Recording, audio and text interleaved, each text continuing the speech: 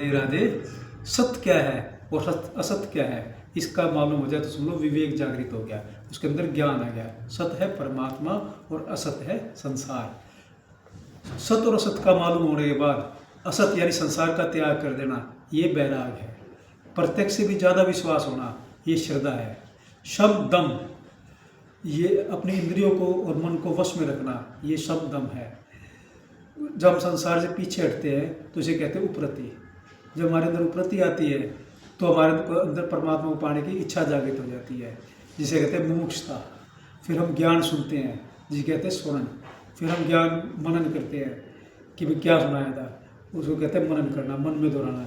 फिर हमारे अंदर जितनी भी हमारे अंदर विपरीत भावना बैठी हुई है कि संसार के बिना तो रहा ही नहीं जा सकता, ये भावना निकल जाती है और हमारे अंदर ये भावना बैठ जाती है कि परमात्मा के बिना नहीं रहा जा सकता। सारी शंकाएं मिट जाती है जिसे कहते हैं समाधान। उसके बाद साधक एकांत में बैठता है जिसे कहते हैं निध्यासन। और फिर हमारे अंदर जो विकार है वो खत्म हो जाते हैं सारे। आत्मा के अंदर जो मन में हमारे भीतर विकार है वो सब कम खत्म हो जाते हैं जिसे कहते हैं तत्व संशोधन। और उसके बाद होता है साक्षात्कार। आत्मा और परमात्मा का जो संबंध हमारे भीतर पहले से ही विराजमान है वो हमारे भीतर जागृत हो जाता है जिसे कहते हैं समाधान, साक्षात्कार। और इस क्रिया में जितना समय लगता है वो समय तो हमें नहीं मिलता, लेकिन मुक्ति, इसका फल मुक्ति साधक की अपनी मुट्ठी में होता है।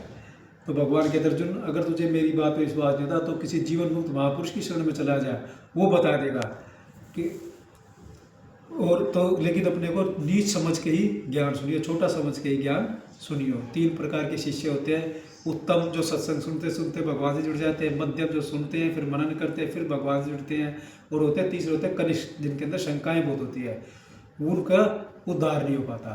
गुरु भी ज्ञानदर्शी और तत्वदर्शी दोनों का होना आवश्यक है। ज्ञानदर्शी तो है लेकिन तत्वदर्शी नहीं है तो उसकी बताई बात पे विश्वास नहीं बैठेगा।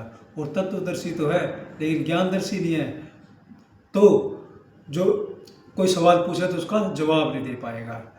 तो जो परमात्मा ज्ञान में श्रद्धा करते हैं, परमात्मा में श्रद्धा करते हैं, वो तो श्रद्धावान प्राणी, उनकी मुक्ति हो जाती है। और जो परमात्मा में श्रद्धा नहीं रखते, परमात्मा ज्ञान में श्रद्धा नहीं रखते, वो तो श्रद्धाहीन प्राणी, वे बंधन में चले जाते हैं। राधे राधे।